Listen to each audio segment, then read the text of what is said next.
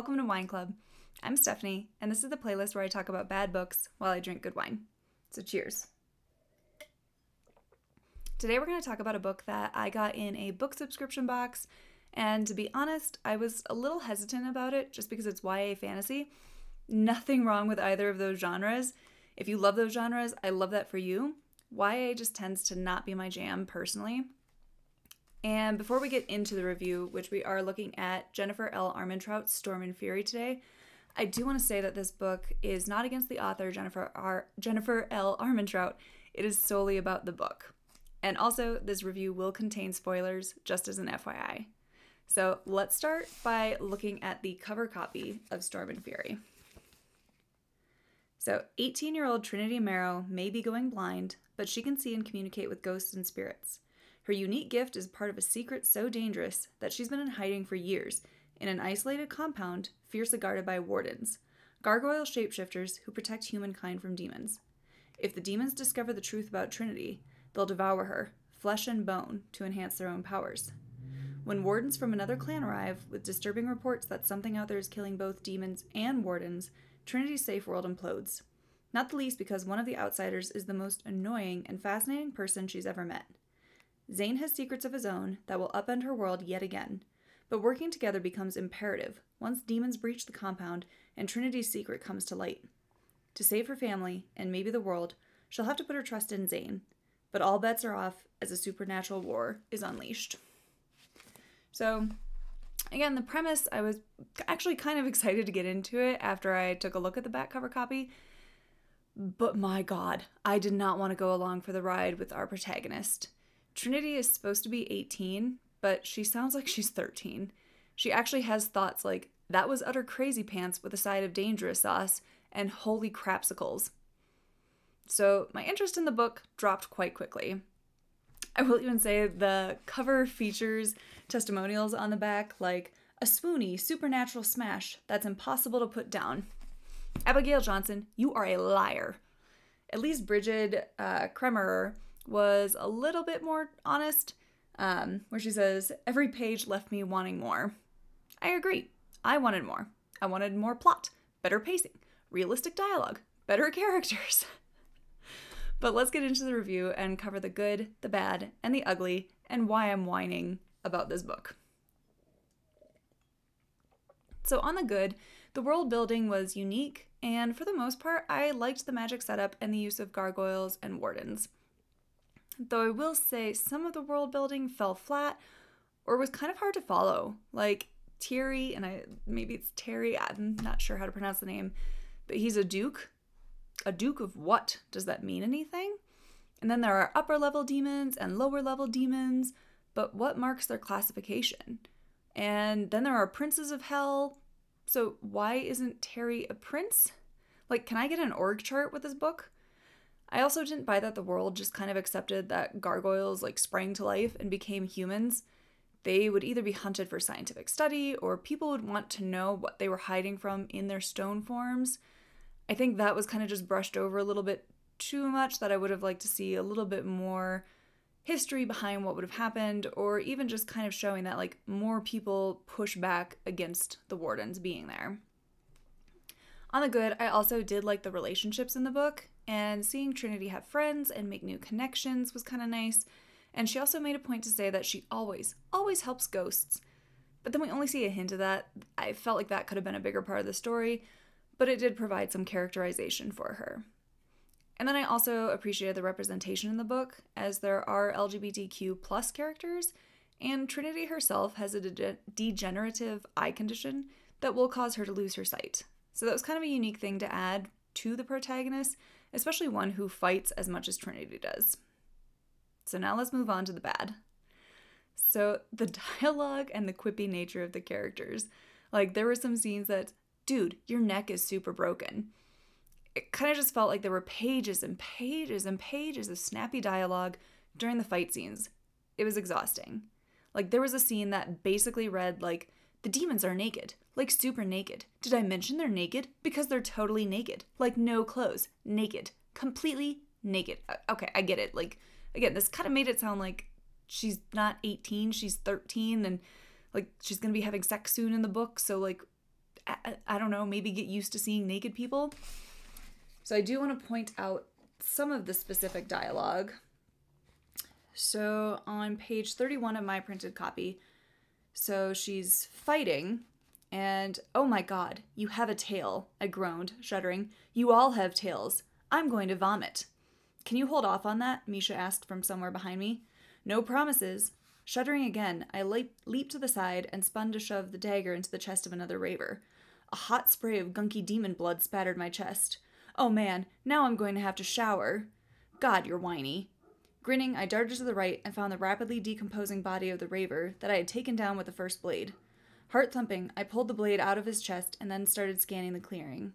6 were left. I took a step forward. And then it keeps going, and then if my blood spilled, the moment it hit the air, they'd sense what I was. They'd go into a frenzy, a feeding frenzy. The thing charged me, mouth opening wide. A gust of rancid breath slammed into me as I slammed the dagger into its chest. What in the hell have you been eating? You probably don't want the answer to that, Misha grunted. That was true. And then, let's see, there's another one. Oh, yeah, she is... Oh, this is my naked scene. So, a demon, a hellion, pops up, and they were forbidden to be topside, and yet one stood in front of the steps leading up to the world, to where people were strolling about. But that wasn't the most disturbing thing about it. It's naked. Like, really naked, I said, reaching for my blades. I can see that. Like, I can't unsee this, Zane. It's really super naked, I said, shaking my head. I can't focus. Oh my god. Everything is just dangling out there for the world to see. Would you stop pointing it out, please and thank you? But why is it naked? Is there no clothing in hell? I thought that was a valid question. Maybe it wanted to impress you. I gagged. I'm going to puke. Try not to do it on me. And then lastly...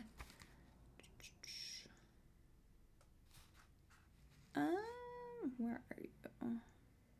Oh, no, that's not it. Oh, yeah, she's fighting a female demon, and... Alright then, if she wanted a bitch fight, she was going to get one. You really don't want to do this, honey. She cocked her head to the side as she circled me.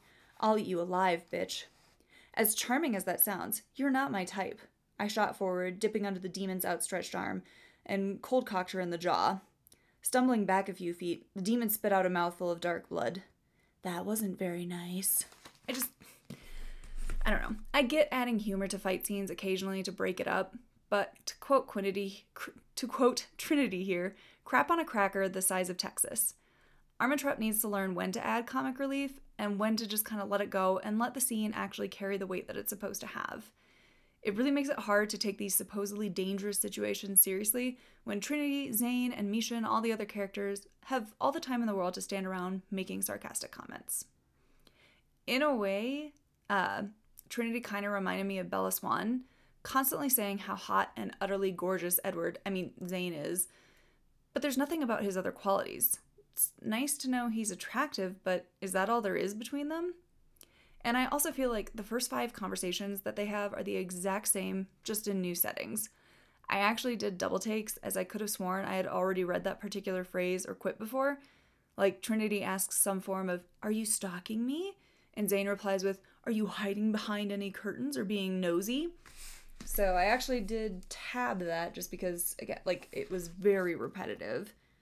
So, page 93... I figured you saw me, he said, and I guess that was true. He would figure that. I wasn't exactly hiding behind a curtain or something. I narrowed my eyes. You could have said hi, instead of watching me in silence. Well, the last time I tried to alert you to my presence, you tried to kill me. My brows lifted. I did not try to kill you. Not how it felt from my perspective. Then your perspective leans towards the overdramatic. You lean towards the overdramatic. And then, you're hard to talk to, Zane said after a moment. Offended, I glared at him. No, I'm not. Okay, let me rephrase that. You're argumentative. No, I'm not. Ooh. And then, let's see, we've also got page 127. Are you hiding again? I jumped at the sound of Zane's voice and whipped around. Good God, the guy was quieter than a ghost when he moved. He was standing only a few feet from me. I don't know. Oh, and then it does go down. So he smirked. Yes, when I stalk someone, I always alert them to my presence. You could just be a crappy stalker. I could be. There's so much hiding. Oh, I even forgot. Yep. I folded my arms. I'm not hiding. And then a few paragraphs later, I don't know about that. He straightened. His gaze flickered over my head to the open door. You're not allowed in there? Is that why you're hiding? We get it. He is stalking and she is hiding. Like, can we move on? Can we have a different conversation here? Ugh. Besides, like, the quips and the dialogue, I can tell that Armentrout watches Supernatural because there were a lot of references to the show, like Baby, the Impala, and a character's flat-out name, Misha. It even has some of the same elements, like the Crossroads demons, but then she has the audacity to make it seem like the way Supernatural does it is silly. Excuse me? Castiel judges you. There were also plenty of other pop culture references shoved in that I don't think really added anything to the story. I'm not planning on continuing with the trilogy or however many are in this, but was there any reason we were told about Peanut's new friend who watches Stranger Things? Like, there were so many little details that it started to feel pointless, and I didn't know what I was supposed to keep track of and what I could ignore. I know many people liked Peanut after looking at Goodreads reviews, but I was honestly torn on what to think about him. He was there, I guess. Sometimes he was funny and useful, but he could have been cut and the story would have progressed the exact same way. In that same vein, there are some characters that don't really add much to the story. They're just there, or they're tie-ins to other books. And I can get that. I can understand, her fans probably appreciate that, seeing their favorite characters from other stories being brought into this one. But unless you've read them, it felt a little weird to spend so much time with those characters who then kind of just drop out of the story. And then lastly on the bad, it's very random, but why is Zane always dragging his bottom lip through his teeth? It's a good thing he has supernatural healing, or his lip would look like roadkill because he's constantly chomping on it. I did not tab that, but it was definitely something that stuck out to me. All right, let's move on to the ugly. So first up on the list is the point of view of this book. Nothing wrong with first person, but it is very, very, very hard to keep a secret from readers when the book is written in first person point of view. And by like page 150, I was going to scream if I had to read one more cryptic hint that she was special. Just tell us already. Or leave it at like 2 hints that kind of make sense, but it was just so annoying and repetitive as they couldn't know what I am. There's no one like me. I couldn't tell the wardens that they were protecting me. The demons would fight like hell to get me. I was the last of my kind. Cool. And what is that exactly? I was furious that it took over 250 pages to finally reveal what she was. Even though like every time her grace was mentioned, it kind of became clear what she was going to end up being. I did tab this. So yeah, page 255. What are you? She's a trueborn, Tiri answered, sounding more tired than I'd ever heard. Half human, half angel, Nikolai finished, his eyes wide as he stared at me with a mixture of wonder and something else, something far more potent, fear. You're a Nephilim. I prefer to be called trueborn, I said. Nephilim is so outdated. Peanut snorted, reminding me that he was still lingering in the room. How? Zane reached out, clasping the back of an empty chair. How is that possible? You thought that all trueborns were gone, hunted out of existence by demons and wardens alike, and nothing but myth and legend? Matthew supplied for him. That is true. But she's standing right here. Zane took a step forward toward me and then stopped short. How? She's the last of her kind, Matthew explained, and we've been charged with keeping her hidden and safe in our community since she was a young child. That's how she's lasted this long. And then, honestly, as soon as they drop that, yep, she's a Nephilim, Mystery 1 gets solved, and then she plans a new one. Tee-hee, you know that I'm half angel, but I can't tell anyone who my father is. Oh my god, you don't get to do this. We are in your own head. Nobody sits here and keeps secrets from themselves. So it read very infuriating because it's very obvious that she knows somehow she is a character in a book and has to keep this secret hidden. Please don't do that. Please don't try to keep secrets when it's written in first person. And then going back to that, even Matthew supplies saying that, they are tasked with keeping her safe. And she talks all the time about how everyone there protects her and would give their lives for hers. But then she's also so much more powerful than them. So why do you need a protector then? Why are all these people putting their lives on the line when you don't need it, nor do you find value in it? Because she's not very good at keeping her secret hidden. Again, something I would expect if she was meant to be like 13. Kind of seems weird that the older she gets, the more trouble she has controlling herself, which is just what you want in a powerful being that's being hunted by every demon in existence. She does nothing to hide the fact that something mysterious is going on with her, as she's the only supposed human in this compound full of like the gargoyle wardens, but then does nothing but drop cryptic hints that she's more than human.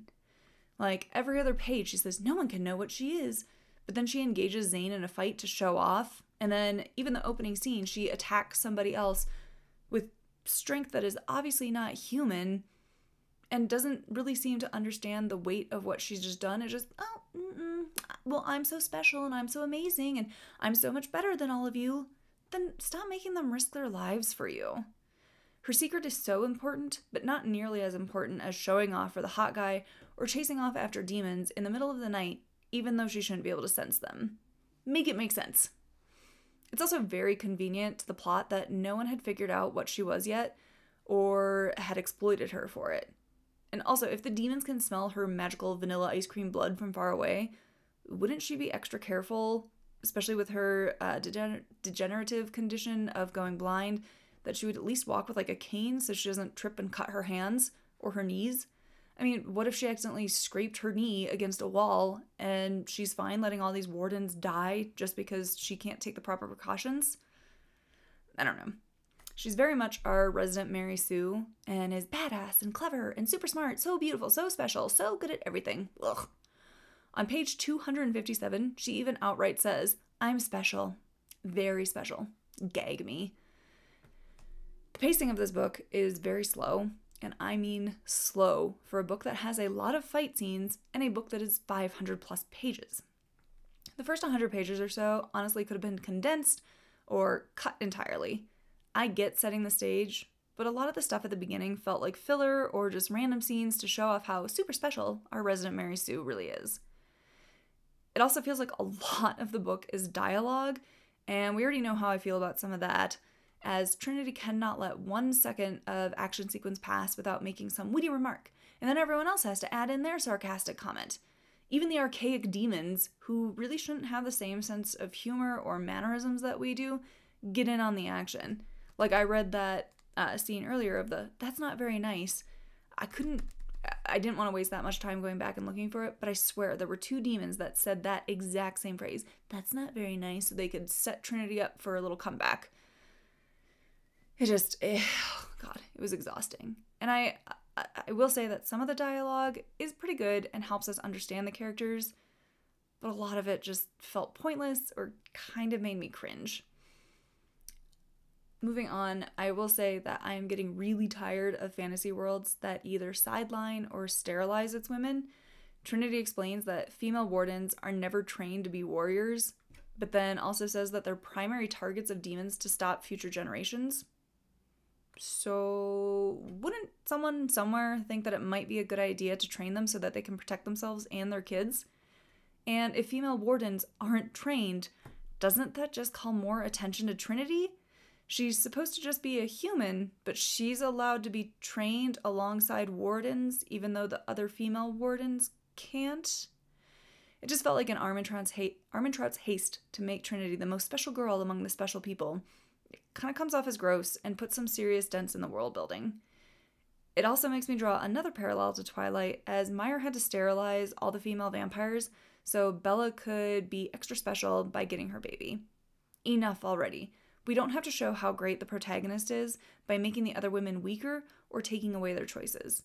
Can we just get a fantasy world where women aren't just baby-making machines except for our perfect heroine, or everyone else gets to be sidelined but our girl gets to go do everything? Have other women support her and be their own protagonists in their own stories.